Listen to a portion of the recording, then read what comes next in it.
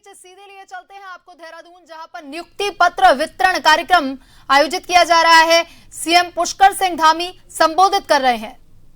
और इसी सोच के साथ हमारी सरकार ने देश का सबसे सख्त नकल विरोधी कानून लागू किया। आज उसका परिणाम आप सबके सामने है। आज नौकरी अब सिफारिश से नहीं मिलती है। नौकरी मिलने का मानक है तो केवल और केवल मेहनत है, प्रतिभा है, क्षमता है, प्रतिभा है। आज चयन पहचान से नहीं बल्कि प्रतिभा से होता है। और जो लोग बरसों तक युवाओं के सपनों पर डाका डालते रहे, आज वही लोग, पारदर्शी प्रक्रिया जब हो रही है, गरीब माता पिता के बेटे और बेटियों का पारदर्शी तरीके से चयन हो रहा है, तो कुछ लोगों को ये रास नहीं आ रहा है और वो परेशान है इस प्रक्रिया को देखकर। उनको ये बर्दाश्त नहीं हो रहा है कि सामान्य परिवार का बेटा और बेटी बिना पर्ची के, बिना खर्ची के और बिना सिफारिश के उनको सरकारी नौकरी मिल रही है। पता नहीं आप ही लोगों में से भी कुछ लोग ऐसे होंगे जिन्होंने पहले भी परीक्षाओं में भाग लिया होगा, लेकिन प्रतिभा योग्यता होने के बाद भी कई बार चयन नहीं हुआ होगा। लेकिन अभी समय बदल गया।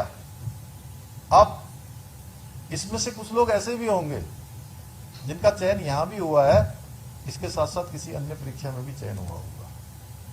और मुझे बहुत सारे लोग ये नकल का कानून लागू होने के बाद राज्य के अंदर मिले जिनका चयन एक साथ 1, 2, 3, 4 और कुछ एक का तो 5-5 परीक्षाओं में एक साथ ये परिवर्तन आया। इसके बाद उत्तराखंड का कोई जिला ऐसा नहीं है जिस जिले से जो पीसीएस परीक्षा का पिछले साल परिणाम आया था उसमें चयन न हुआ हो।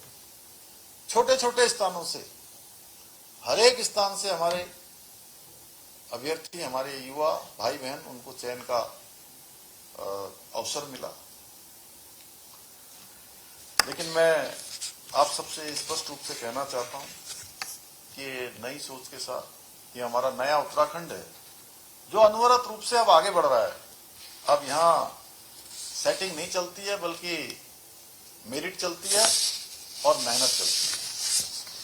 और यही नई कार्य संस्कृति उत्तराखंड की हमारी सबसे बड़ी ताकत बन रही है। उसी का परिणाम है जो घोषक महोदय यहाँ से कह रहे थे कि 30,000, अभी 30,000 नहीं, 32,000 बोला। नहीं, आपने नहीं, मैंने 32 बोला, मेरे का 32,500। अब ये 32,000 नहीं, 32,500 से भी ज्यादा हो गए थे पहले ही। और आप लोगों की संख्या आज से इसमें जुड़ जाएगी तो ये अब 33,000 के आंकड़े को छूएगा।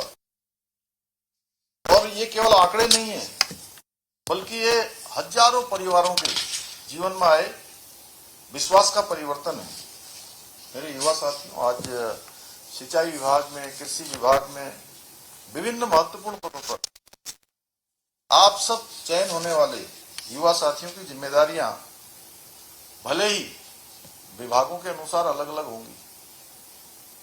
कोई किसी जिम्मेदारी पर होगा, कोई किसी पर होगा, पर आप सबका एक ही लक्ष्य होना चाहिए। लक्ष्य होना चाहिए देवभूमि उत्तराखंड की सेवा करनी है, हर जरूरतमंद को सहायता करनी है। याद रखिएगा, कोई विभाग केवल भवनों और फाइलों से नहीं चलता, बल्कि लोगों से चलता है, लोगों से चलता है।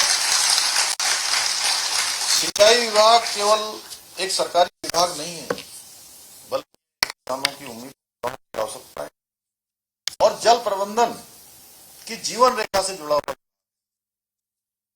वहीं कृषि विभाग केवल योजनाओं का विभाग नहीं है बल्कि खेती में खुशहाली और किसानों के जीवन में समृद्धि लाने का माध्यम है।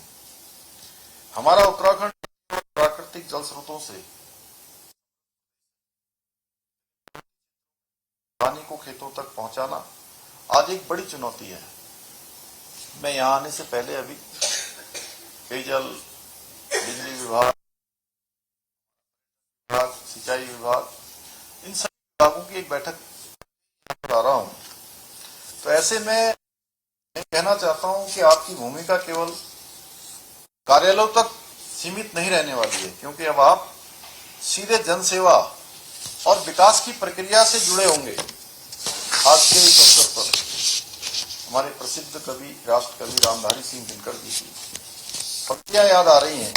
वो कहते थे कि मानव जब जोर लगाता है